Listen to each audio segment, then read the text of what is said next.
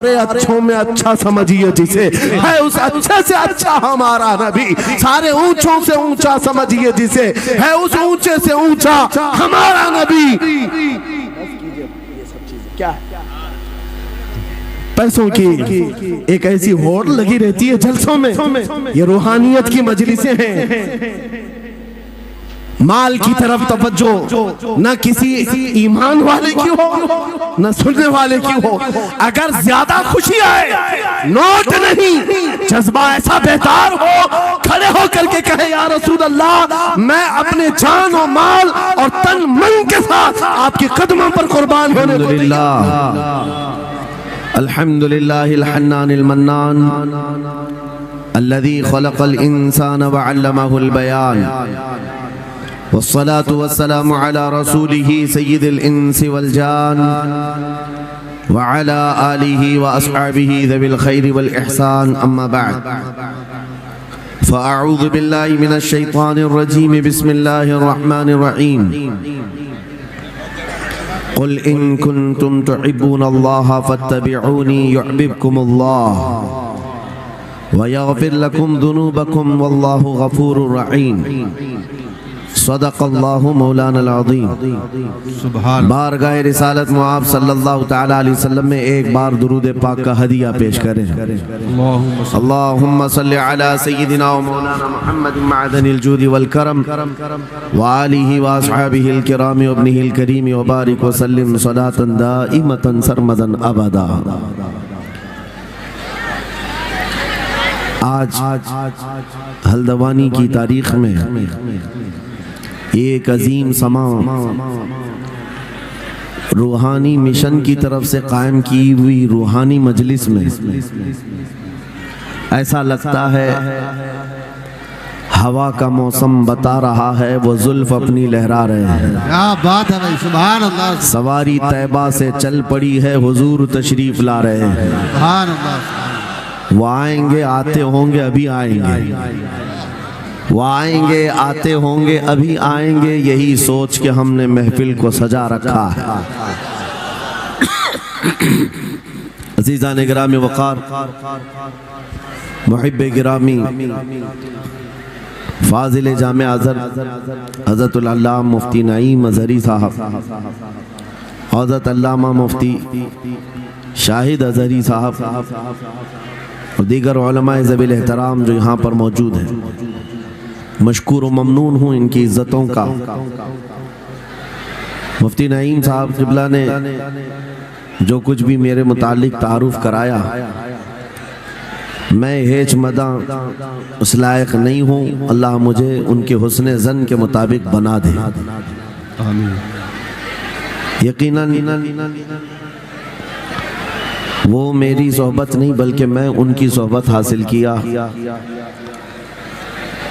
اور ماشاءاللہ یہ وہ علماء ہیں جو اپنے دور طالب علمی میں بھی اپنی صلاحیتوں اور اپنی اخلاق کی بلندیوں کی ایک چھاپ چھوڑتے ہیں۔ ہمارا انٹروڈکشن تو صرف اتنا ہی ہے جو دنیا آج ہمیں پہچانتی ہے۔ یا رسول اللہ تیرے عشق کی بدولت مجھے زندگی ملی ہے، کیا بات ہے، میری بات بن گئی ہے تیری بات کرتے کرتے، سبحان اللہ۔ ہے جو زندگانی باقی یہ ارادہ کر لیا ہے، تیرے منکروں سے آقا میں مروں گا لڑتے لڑتے۔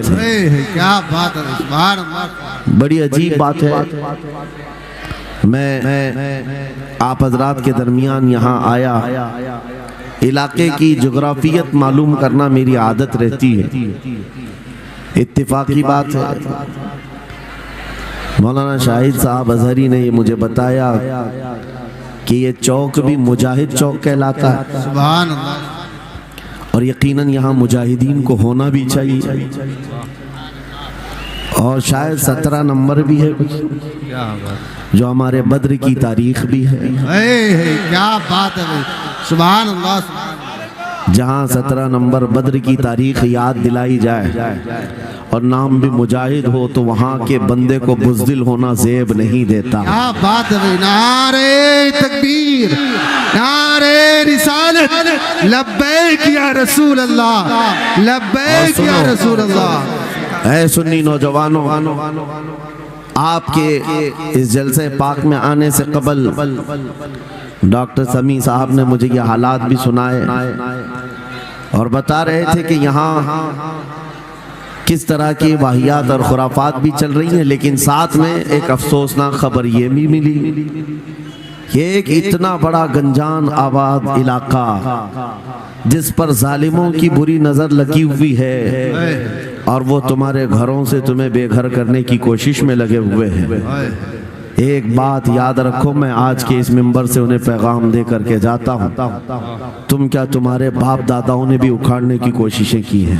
کیا بات! اور صرف یہ ایک خطہ نہیں ہے، ایک خطہ نہیں ہے، ان کیڑوں کی تو کوئی حیثیت نہیں، ان کا باپ اسرائیل مل کر غزہ کو کچھ نہیں کر سکا۔ قتل کرنے کا مطلب فنا کرنا نہیں ہوتا۔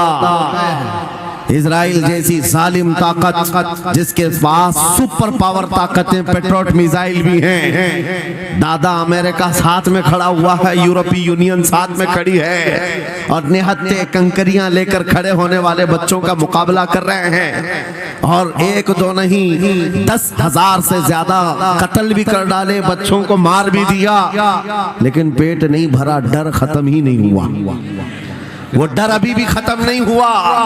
ہزاروں کو قتل تو کر لیا، لیکن رات کی نیند اور چین ابھی بھی بیکار ہے، غارت ہے، کیونکہ انہیں اندازہ ہے اس بات کا کہ ان میں ایک بھی زندہ باقی رہ گیا تو کل کا وہ صلاح الدین بن سکتا ہے۔ کیا بات! تاریخ دہرائی جا سکتی ہے۔ تمہارے علاقوں کو اکھاڑ پھینکنے اور اس کو بے گھر کرنے کی ایک ہی سازش ہوتی ہے کہ یہ غلامان امت محمدیہ میں رسول پاک صلی اللہ تعالیٰ علیہ وسلم کی اس امت میں کوئی شیر بیدار نہ ہو جائے، ورنہ کتوں کی نیند حرام کر کے رکھ دے گا۔ کیا بات! میرے عزیزو، اپنی ویلیو سمجھو، اپنی حیثیت سمجھو۔ جب تمہارے ساتھ بری نظر لگ جائے تو تمہارے عروج و ارتقاء کی منزلیں شروع ہو جاتی ہیں۔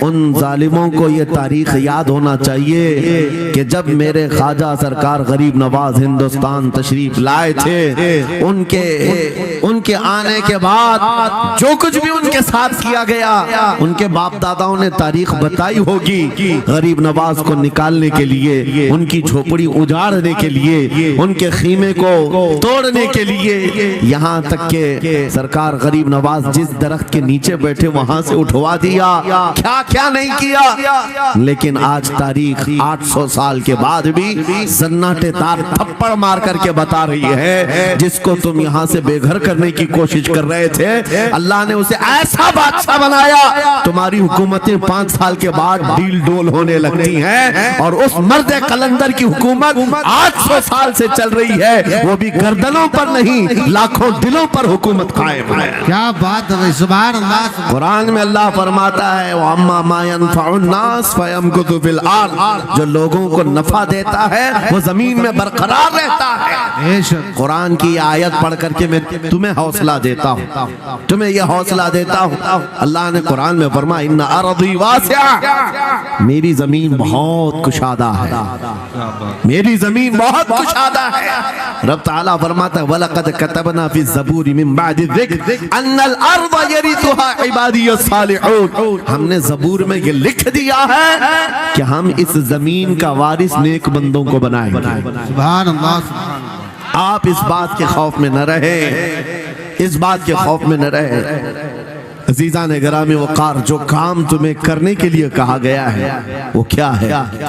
وہ ایک ایسا انقلاب اس زمین سے آنا چاہیے، ایک ایسا انقلاب۔ آپ کو میں ایک بات بتا دوں تاریخ میں، جو تمہاری سچویشن اور تمہاری حالت کے مطابق ہو، میں وہ بات کرنے کی کوشش کرتا ہوں تاکہ تمہارے دل پر اثر ہو۔ سبحان اللہ! آپ جس علاقے میں رہ رہے ہیں، آپ یہاں کے حالات بہتر جانتے ہیں۔ وہ دن یاد کرو جب نبی پاک صلی اللہ تعالیٰ علیہ وسلم نے اعلان نبوت فرمایا مکہ میں، اور اس کے بعد کفار و مشرکین کا ظلم شروع ہو گیا، غریب صحابہ کو پکڑ کر مارتے تھے، حضرت بلال حبشی، حضرت خبیب بن عدی، حضرت خباب بن العرد، حضرت زید بن دسنا، حضرت عمار بن یاسر، یہ وہ صحابہ ہیں جن کو صرف مارا نہیں گیا ہے، آگ میں تپایا گیا ہے، سب کر لیا۔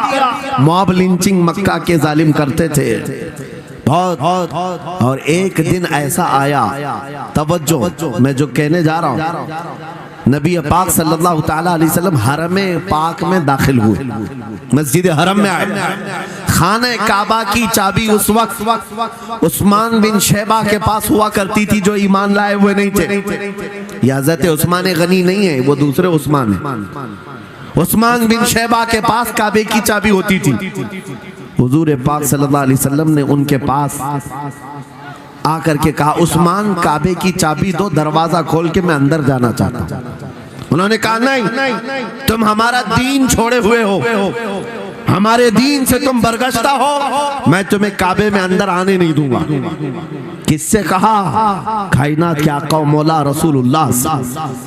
حضور نے کچھ نہیں کہا، توجہ، میرے آقا نے فرمایا عثمان یاد رکھنا ایک دن یہ چابی میرے پاس ہوگی، اور یہ چابی میں جس کو چاہوں گا دوں گا، اور قیامت تک اس سے کوئی چابی چھین نہیں سکے گا۔ سبحان اللہ، سبحان اللہ۔ اتنی بڑی بات، جبکہ مکہ کے حالات بہت الگ تھے، جگہ جگہ صحابہ کو مارا جا رہا تھا اور چھپ چھپ کر کے اسلام کی تبلیغ کی جا رہی تھی۔ اس زمانے میں میرے آقا فرماتے ہیں عثمان یہ چابی ایک دن میرے ہاتھ میں ہوگی کعبے کی، میں جسے چاہوں گا عطا کروں گا، اور پھر قیامت تک اس سے کوئی چابی نہیں چھین سکے گا۔ یہ حدیث پاک میں موجود ہے۔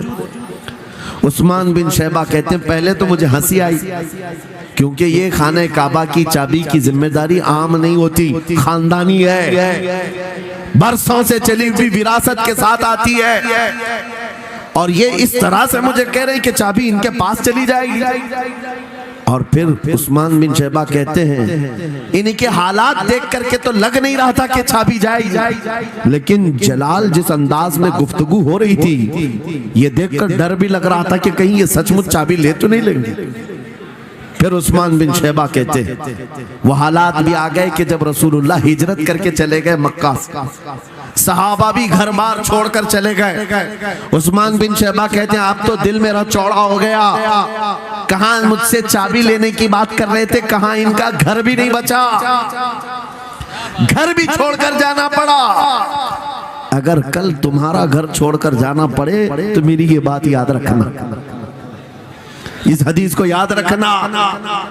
حضور پاک ہجرت کر کے چلے گئے، صحابہ بھی اپنے گھر بار سب چھوڑ کر مدینے چلے گئے۔ عثمان بن شیبہ کہتے ہیں اب تو میرا سینہ چوڑا تھا، کہاں یہ چابی کی بات کرتے تھے، کہاں اپنا گھر بھی نہیں رکھ سکے۔ سال گزر گیا، 2 سال گزر گئے، 3 سال گزر گئے، 4 سال گزر گئے، 5 سال گزر گئے، 6 سال گزر گئے ہجرت کے بعد۔ پھر وہ دن آ گیا جب نبی پاک صلی اللہ علیہ وسلم 10,000 صحابہ کے ساتھ 20 رمضان المبارکہ کو مکہ میں فاتح مکہ بن کر داخل ہو رہے ہیں۔ سبحان اللہ، سبحان اللہ۔ 6 سال کے بعد واپس ہی ہے جب حضور تشریف لائے، مکہ کی گلیوں میں اب مقابلہ کرنے کی کسی کی ہمت نہیں تھی، طاقت نہیں تھی۔ حضور پاک جیسی حرم مکہ میں داخل ہوتے ہیں، سارے ادھر ادھر چھپ کر کے بھاگ رہے تھے جنہوں نے ظلم کیا تھا اپنے دور میں، کوئی اس کے گھر بھاگ رہا ہے، کوئی اس کے گھر بھاگ رہا ہے۔ وہ دن آئے گا، یاد رکھو، وہ دن یاد رکھنا۔ کفار مکہ بھاگ رہے تھے، جان بچا رہے تھے، اور میرے آقا کعبے کے پاس کھڑے ہو کر کے اعلان کر رہے تھے آج تمہاری جان بخش دی گئی ہے، آج تمہارے لیے رحمت کا دن ہے، ہم آج کسی کے ساتھ مقابلہ نہیں کریں۔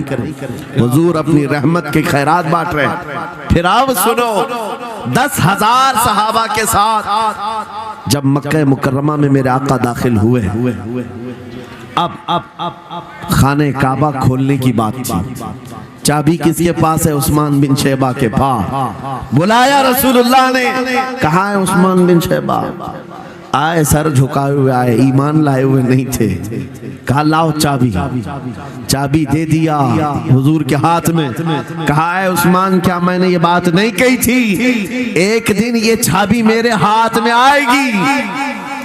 وہ سر نہیں اٹھا سکے, سر جھکائے کھڑے رہے. میرے آقا نے اپنے ہاتھوں سے چابی کھولا, خانہ کعبہ کا دروازہ کھولا, اور وہاں سے سارے شرک و کفر کی آلائشوں کو پاک کیا. پھر اس کے بعد چابی بند کر کے اب سنو, میرے آقا باہر آئے اور فرمایا آج میں یہ چابی ایسے آدمی کے ہاتھ میں دوں گا جس سے قیامت تک کوئی چھین نہیں سکے. کیا بات ہے, سبحان کتنا بڑا فرمان ہے میرے آقا کا. سبحان. حضور نے جب یہ فرمایا تو جو بڑے بڑے صحابہ تھے ان کے دلوں میں خواہش تھی کاش چابی ہمیں مل جائے, ہمارے خاندان میں چلتی رہے. وہاں صدیق اکبر بھی ہیں, فاروق اعظم بھی ہیں, عثمان ابن عفان بھی ہیں, حیدر کرار بھی ہیں, رضوان اللہ علیہ مجمعین. سب صحابہ کے دل میں خواہش تھی یہ چابی ہمیں مل جائے. میرے آقا صلی اللہ علیہ وسلم نے سب کی طرف دیکھا اور پھر آیت پڑھی ان اللہ یأمرکم ان تؤدوا الامانات الی اہلھا, بے شک اللہ تمہیں حکم دیتا ہے امانت اس کے اہل کے سپرد کر دو. یہ آیت پڑھ کر کے میرے آقا پھر انہی شخص کو بلاتے ہیں جن کے پاس پہلے سے چابی تھی. عثمان بن شیبہ قریب آؤ, قریب آؤ. وہ کہتے ہیں میری تو حالت غیر تھی, آج تو میں مجرم بن کر کے آیا تھا, قیدی بن کر کے آیا تھا, مجھے تو آج مارا جانا تھا, ایمان لائے ہوئے نہیں تھے. حضور نے کہا یہ چابی واپس میں تم کو ہی دیتا ہوں اور صبح قیامت تک یہ تمہارے خاندان میں رہے گی. سبحان اللہ. اتنا کہنا تھا. عثمان بن شیبہ نے پکار کر کہا لا الہ الا اللہ محمد رسول اللہ. کیا بات ہے, سبحان. میرے عزیزو آج بھی جا کر دیکھ لینا, دسیوں بادشاہ آئے ہوں گے, سینکڑوں حکومتیں بدل گئی ہوں گی, خانہ کعبہ کی چابی آج بھی عثمان بن شیبہ کے خاندان میں ہی موجود ہے. وہ صحابی رسول. میں یہ حدیث اس لیے آپ کے سامنے عرض کیا, تم اس رسول کے امتی ہو, اس رسول کے امتی ہو جنہیں ایک بار للکار کر کے چیلنج کر دیا گیا تھا کہ کعبہ کی چابی نہیں دیں گے. میرے آقا صلی اللہ علیہ وسلم نے اپنے جلال و جمال کے سنگم کے ساتھ اعلان فرمایا تھا یہ چابی میرے ہاتھ میں ہوگی. آج اس حبیب کائنات رسول کائنات صلی اللہ علیہ وسلم کی امت کو میں یہ حدیث سنا کر کے عرض کر رہا ہوں, حالات اگر مکہ جیسے آ گئے تو نروس مت ہو جانا, ہمارا گھر لٹ جائے گا, ہماری چابیاں چلی جائیں گی, ہمارے کواڑ دروازے بند ہو جائیں گے. اس نبی کو یاد کرنا, آقا آپ کا امتی اگر بے گھر کیا جا رہا ہے, آپ کی طرف سے مدد آ جائے اور آئے گی, میرا یقین ہے مدینے سے آواز آئے گی. آج یہ ظالم کتے اگر تمہارا دروازہ بند کرتے ہیں, انتظار کرو, انتظار کرو, کچھ دیر کی خاموشی ہے, پھر شور آئے گا. آج کتوں کا وقت ہے, کل ہمارا دور آئے گا.